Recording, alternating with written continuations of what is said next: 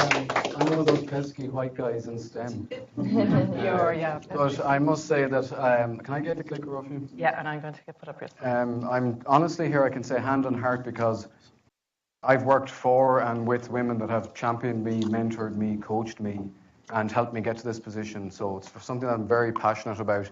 And it really pisses me off that there aren't more women in our STEM subjects, because there's no reason that any woman couldn't do at least as good what I do or even better. So there's something seriously dysfunctional in the world that we have to fix. I don't quite know how that equation fails to equalize out, but we'll have to keep on working at it. So I'm going to be at Inspirefest in July. I'm really looking forward to it. I'm mainly there talking about experiments in arts and technology. This is something that we're very passionate about in Bell Labs. And we're going to do some very interesting first-in-the-world type collaborations with artists and things like that. So it's going to be good fun. But I was asked here to talk about some of the work we have in the area of augmented intelligence. So in Bell Labs, it's our role, we're the research arm of Nokia, and it's our role to try and solve the greatest human need challenges. And there are many of them for sure, but one of the ones in this particular topic we're addressing is the area of creating a thinking tool. So how can we as human beings be 1,000 times better at thinking, be 1,000 times more creative? How can we think about using augmented intelligence in that framework? So this is kind of one of the areas that I'm going to talk about tonight. So if you think about it from a human evolution point of view, from a technology point of view, we've done all this great work developing these physical aids, like we have the wheel way back when that allowed us to travel 100 times farther compared to on foot. We have the printing press that allowed us to disseminate information thousands of times more quickly.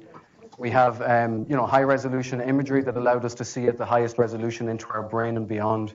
And of course, in recent times, we have space exploration, where we've increased that ability to travel by factors of billions in just a very short period of time. But if you think about it, what have we done to develop a thinking tool from a human point of view? So this is just a bit of fun. We'll do it very quickly. Can anyone name what's the most common and most mature thinking tool that we all use today? Anyone? I'll buy a drink to anyone that gets this in the next 5 seconds. Anyone brave enough to throw out thinking tool that we use? Cell phone, abacus, calculator. So it's really pen and paper. Right? And if you think about it, all those other things you said are not thinking tools. They're either like Google's a memory recall and Facebook is a waste of time and so on. But really have a pen and paper, and a computer is a logical extension of that. So what we feel is very important in Bell Labs is that we feel we owe the world a thinking tool that will be 1,000 times more efficient, allow you to think 1,000 times more quickly, and allow you to be 1,000 times more creative. And these are the kind of the big goals we go after in Bell Labs, and that's our job to do that within Nokia.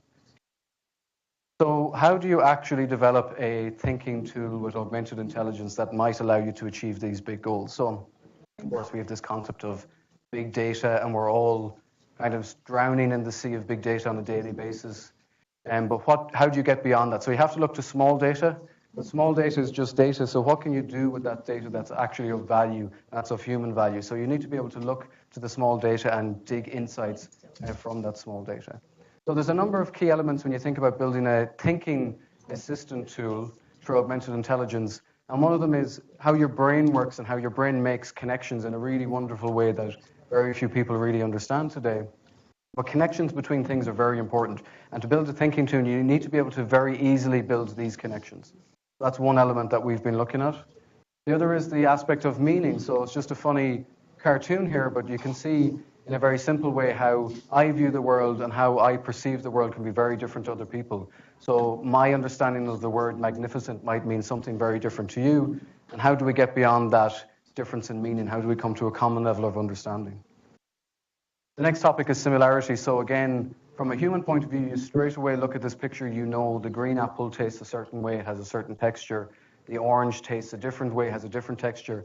But looking at those, both are practically identical in shape. They have the same extra features, and they're both under the fruit category. I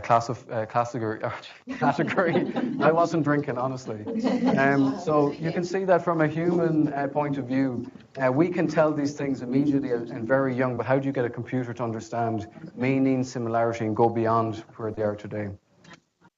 And of course, we feel very important in Bell Labs, our approach to augmented intelligence is human interaction. So we feel very strong that the human will always be at the core of anything we do. We want machines and intelligence to be able to enhance our life and be able to give us access to information in a way we never could. But we always want humans to be the decision makers. And that's something that we are pushing quite strongly from a Bell Labs point of view when we address augmented intelligence. So this becomes really important now when you think about the explosion in data, the fact that we're constantly online 24/7, 365. And now think about what happens when billions of sensors come online. Think about it in a number of years when you have your smart home, where you might have 100 devices in your home that you have to be able to communicate with and control. How will you even manage that? So we have technology today from a communication point of view where I might have 10 or 15 different ways to communicate with people. Think about it, Facebook, LinkedIn, Twitter, Office 365, Gmail, and I could go on, instant message. And it's absolutely killing all of us. So it's wasting our time completely. And in Bell Labs, one of the big themes we have is this concept of creating time. And one of the ways we're going to create time is by fusing the digital and the physical and being able to allow you to interact with this vast universe in a very intuitive and seamless way. And what we've done towards that is we've built an augmented intelligence tool that we call internally called Noodle, but it actually is a similarity engine that runs on advanced mathematics that I won't explain here because my nose might bleed in public and that wouldn't be very polite. But the key point here is that this tool looks at information theoretic principles. Have I gone down? Yeah. Yes. I'll shout. So it looks at information theoretic principles to look at the similarity between anything you can imagine in the universe. So it can look at similarity between people, things, objects, data, anything. So it's a very powerful tool that builds similarities, and then through viewing the world in this way, through similarities, we get these interesting connections between things that you never would have realized as a human being. So this is something that we're currently rolling out within Nokia. We hope to bring it to the world beyond that. And that's really the end of the talk.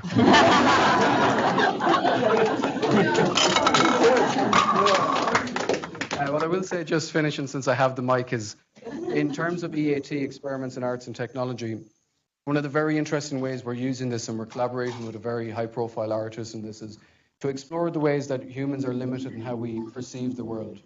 So, for example, if I enter a room, and let's just say there's a 90-year-old lady of different ethnic background to me, the way I perceive the world today, I'm going to look at that person and think, we probably don't have much in common, right? What we want to do is use tools like this and use sensor fusion and all this type of information to measure vastly beyond what we can perceive as humans, and then present back to people in a compelling way, an easy to understand way, that in fact that person said the same words as you said in reaction to the same things. That person moved the same way you did. That person reacted with other people exactly like you did. And in fact, in this invisible way, how we don't perceive the world as humans typically, that person, that 90-year-old lady of different ethnic background to me, is more similar to you than this other white guy in STEM. So these are some of the ways that we're trying to use this in a more kind of socially aware way, and we're very excited about some of that work as well. Well, thank you.